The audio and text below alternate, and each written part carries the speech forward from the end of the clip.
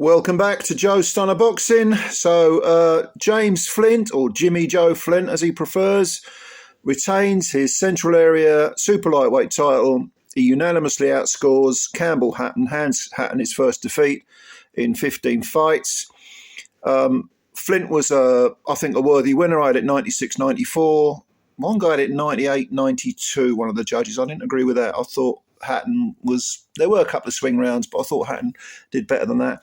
And make no mistake about it, Hatton will be a better fighter for this 10 rounds. But all credit to Flint. I mean, you know, he came in with 13 wins with only 3 KOs, 1 defeat and 2 draws. And I mean, one of the draws was very early on in his career, 2019. He drew with Lee Connolly, who was just a journeyman, and then he lost a 10-round points decision to Dom Hunt, who was undefeated at the time, 7-0. Actually, I think Dom Hunt's still undefeated. Excuse me. But, you know, he's a tough guy, 27 years of age, as opposed to 23 for Hatton. And he seems to have, you know, come up the hard ways from Doncaster, which is sort of unfashionable boxing territory, really. But he proved himself tonight. A real warrior, real tough guy. I think he's, like I say, I think he's 26, 27, but he's reaching his prime years. And there was talk of a rematch. It was a tough fight for both guys. Very, very entertaining fight. Again, one of these domestic dust-ups that really delivers. Very evenly matched. Two guys very evenly matched. I think Flint probably won it on not just experience, but overall technique. Because the first 2 rounds, Hatton came out and he was slinging punches, like huge wide hooks. I mean, straight away you knew, you could see 2 things that were wrong with Hatton. Number 1, he was loading up with every punch. Every punch you wanted to knock the guy out. And number 2, it was so predictable. They were all wide punches, or nearly all wide punches. And because he was fresh, he was pushing Flint back, making Flint, you know, punch where he didn't necessarily want to, making Flint cover up. But,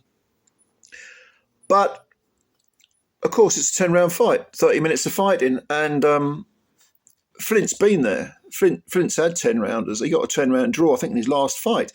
Hatton's done 8 rounds, but not 10. And in the 3rd round, even though I gave the first 2 rounds to Hatton, in the 3rd round, Flint started to thread punches through the middle and started to vary his work a bit and let his hands go far more than he was in the first 2 rounds.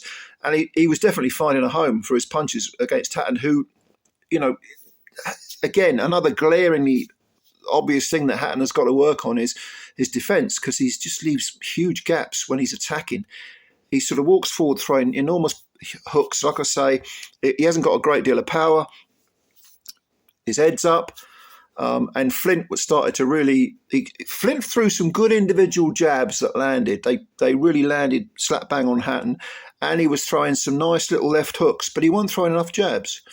And he wasn't really working the body until the later rounds. When he started to work the body, he really paid dividends. If he'd started off in the 3rd, 4th round, banging to the body, he might have stopped Hatton, because Hatton was definitely feeling the punches to the body later on. But gradually, Flint... I say gradually, I mean within 2-3 rounds. I think I had him 3-2 up after 5, Flint, because I gave Hatton the first 2 and Flint the next 3. And it's not that Hatton was getting completely beaten up, because he was still throwing his own punches. He wasn't landing 60% of them, 70% of them. But when he did land, because they were, you know, real wound up punches, very wide, very powerful looking, and he was sort of shouting as he was throwing the punches, they looked a bit more, they looked flashier, and they looked like probably even a bit more hurtful than Flint's. But Flint was the one with the accuracy, and Flint was the one with the ring IQ. And like I say, when he fired those single jabs, he was catching Hatton. I don't know why he didn't double up on the jab. And like I say, I'd like to see him start the body work earlier, but, you know, it's easy to be wise after the event. There was a clash of heads in the 7th, and Flint came away with a cut over his left eye, which continuously bled. I mean, I don't think they could stop the blood flowing fully. It was sort of controlled. And it didn't seem to bother Flint, but definitely as the rounds ticked by, Flint was in the ascendancy, and Hatton, you could tell his gas tank was getting a bit low. The inexperience of winding up all those big hooks earlier on with both hands, hooks with both hands, it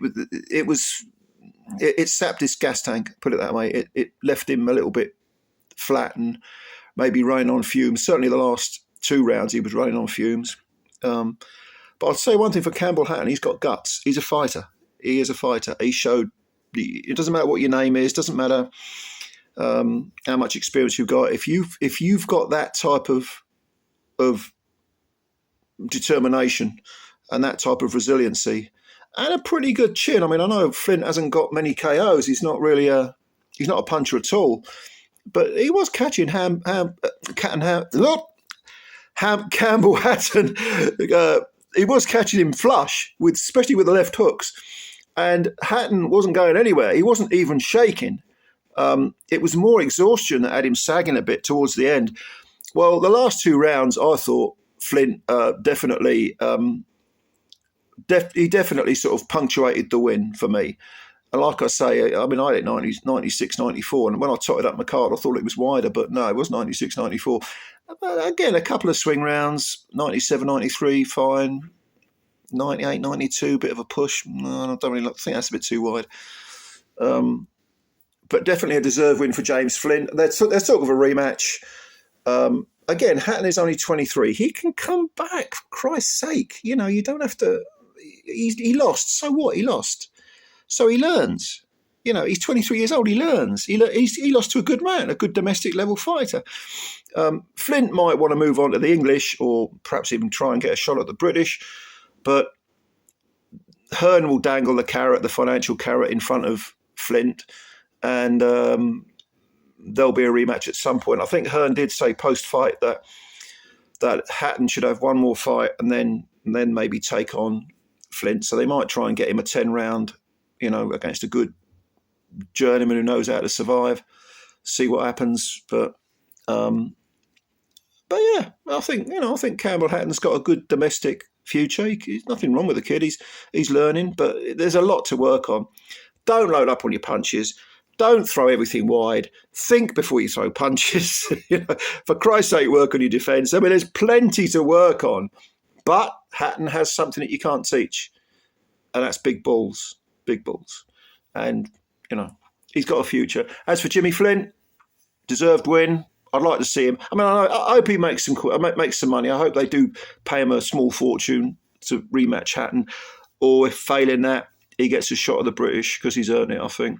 And he did it on the big stage on DAZN, you know. So, yeah, over at the Sheffield Arena in Sheffield, England. So, what do you think of the fight? What do you think of Hatton? What do you think of Flint? Who do you think Flint deserved to win? I suspect you do. What would you like to see a rematch? What do you think Flint should do? Maybe take the rematch or try and go for the English or British? He'll go where the money is, won't he? What about Hatton? Do you think he's improving? What do you think he needs to work on? Leave all your comments below. And please, if you're new, subscribe to the channel. Hit the subscribe button. It takes a second. And also the, that little thumbs up thing. Because they count them, so I'm told. Anyway, thanks a lot. More boxing tonight. Catch you later. Bye for now.